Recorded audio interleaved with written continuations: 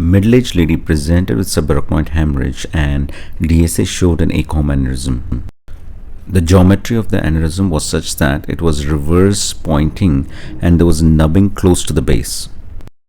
On the end-on view, you notice that there is a reverse angle to the A1 anterior cerebral artery. On the working projection, you note that there is an acute angle takeoff of the right A2 ACA.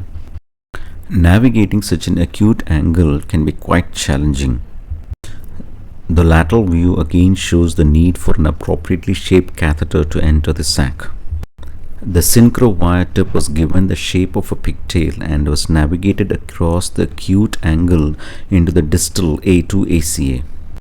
Once the balloon was navigated across the neck of the aneurysm sac, you notice that there is a change in the angle between the A1 and the A2 ACA. This change in angle allowed the sac to be in line with the A1 axis, and therefore the catheterization of the sac with a reverse tip microcatheter was possible.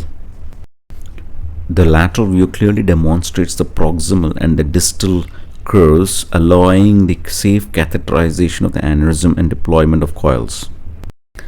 Clearly, this shape of the catheter allowed us to safely deploy coils close to the nubbing at the base of the sac. Post-procedure angiography showed complete occlusion of the aneurysm, including coils up to the base and occlusion of the sac from the base.